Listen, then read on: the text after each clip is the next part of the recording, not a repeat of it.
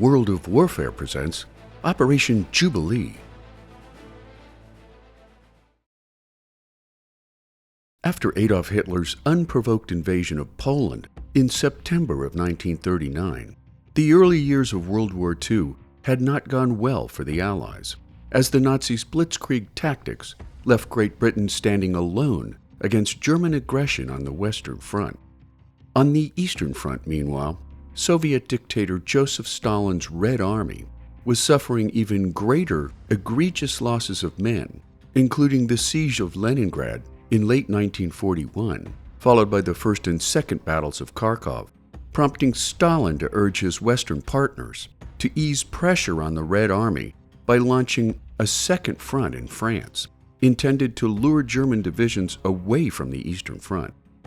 In response, British Prime Minister Winston Churchill appointed King George VI's cousin, Lord Louis Mountbatten, to the position of Chief of Combined Operations, where the young, handsome, and well-connected Vice Admiral soon committed to launch raids on the French coast intended to harass German positions along Hitler's ever-expanding Atlantic Wall defenses.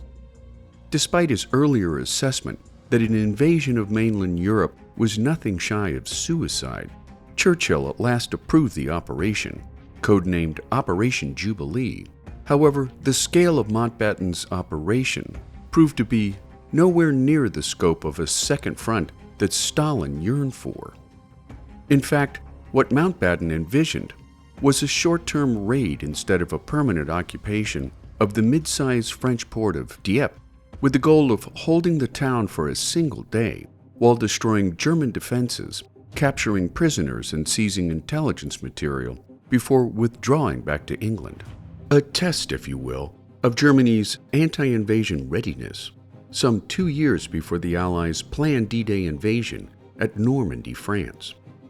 Made up of 5,000 Canadian soldiers and roughly 1,000 other Allied soldiers from Poland, Czechoslovakia, Free France, and the UK, Churchill and Mountbatten succumbed to Canadian demands that their large numbers of men who had been shipped to Britain to assist in her defense were itching to see some action instead of simply training and waiting on British soil.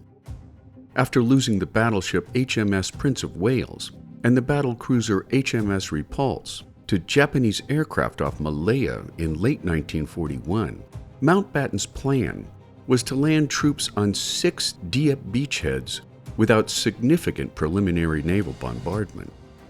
For political reasons, Churchill and Mountbatten wanted to limit the number of French civilian casualties by selecting 4 beaches along the port city coastal front of Dieppe itself, along with 2 more flank landings, one to the west of the city, the second to the east.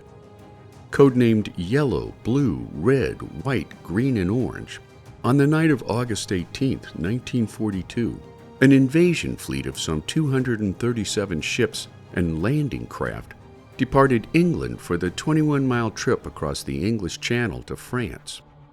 While the Luftwaffe had some 200 fighters and 100 bombers in the Dieppe area, the Allies' first attacks were made just after 0500 hours on the 19th against enemy gun batteries flanking the city.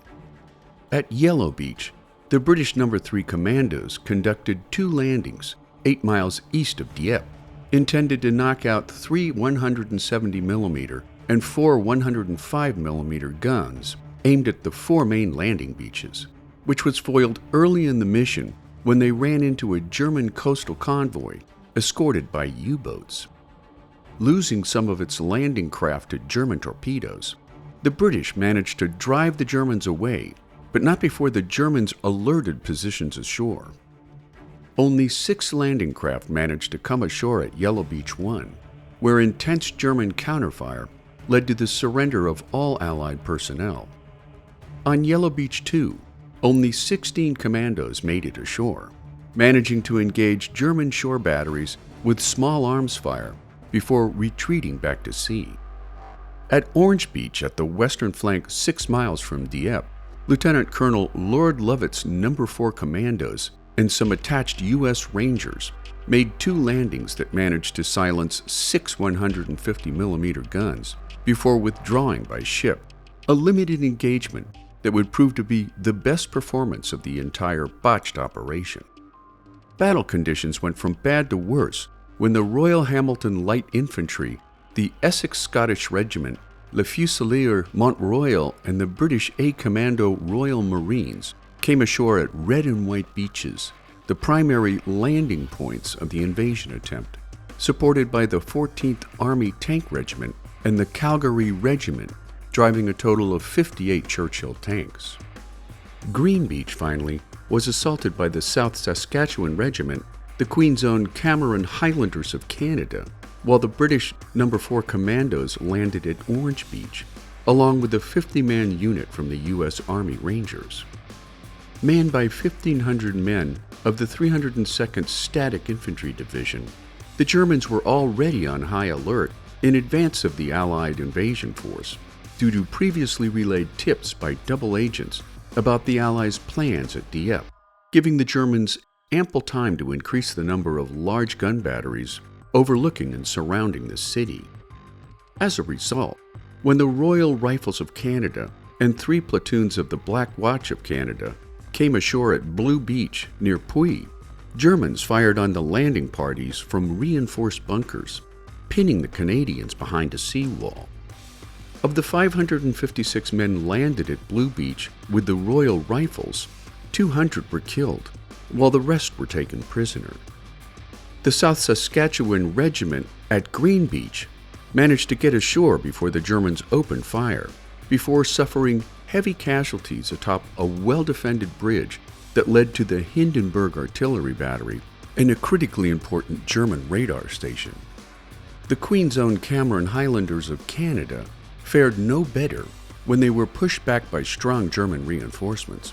Yet when both battalions were ordered to withdraw, only 341 men managed to exit the beach in badly damaged landing craft.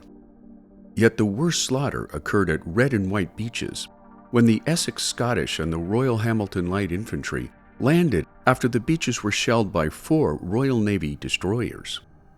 Cut to pieces by strong German defenses, the men became pinned down behind a second seawall, until 29 tanks were landed far behind schedule. 2 sank in deep water, while 12 became stuck atop the beach's soft golf ball-sized stone shingle, and when 15 Churchills managed to grind over the seawall, all 15 were knocked out or abandoned by strong German anti-tank defenses.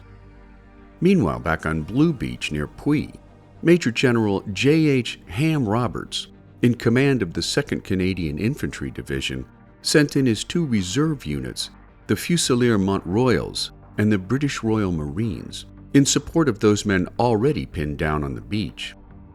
The Fusiliers put ashore 26 landing craft at 0700 hours, only to be decimated by machine gun, mortar, and artillery fire. Shortly behind the Fusiliers came the Royal Marines, who lost many of their landing craft as they approached the shoreline. Nearing the beachhead under punishing fire, Royal Marines Commander Lieutenant Colonel J.P. Phillips stood up to wave off the landing craft behind him, only to lose his life when he was cut down by machine gun fire. In the skies above the blood-soaked beaches, hundreds of RAF Spitfires and Hurricanes engaged an equal force of German FW-190s, losing 91 RAF and 14 Royal Canadian Air Force fighters against 48 losses for the Luftwaffe, handing the Germans a 2-1 victory over Allied aviators. By early afternoon, the raid was over, in what would become one of Canada's highest casualty rates of the war. Of the 5,000 Canadians that had landed, 3,367 were killed, wounded, or captured, adding up to a staggering 68% loss rate of its original force. Of the 1,000 non-Canadian Allied fighters, 247 were killed or wounded, while the Royal Navy lost 1 destroyer, 33 landing craft, and 550 crew killed or wounded.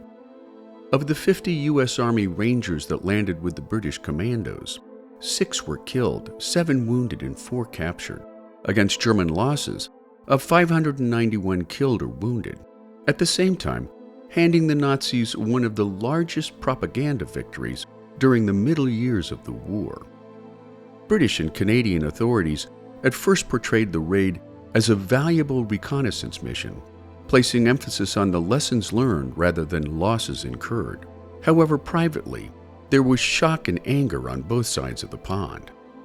Finger-pointing amongst war leaders became heated, with Mountbatten defending the raid as a necessary learning curve, while Canadian commanders pointed to flawed planning, communication failures, and insufficient pre-invasion naval and air support.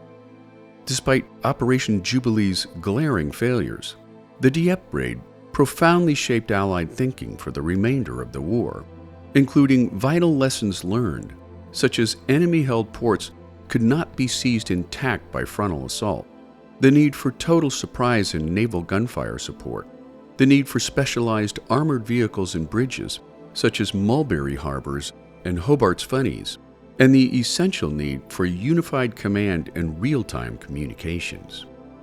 In an even broader sense, the slaughter at Dieppe was a failure that shaped the victory won at D-Day and its subsequent breakout from Normandy, in a sense saving tens of thousands of lives in 1944, spawned by Jubilee's flawed assumptions and insufficient preparation, ultimately leading to the liberation of Western Europe, making Operation Jubilee a sobering episode in the harsh arithmetic of war.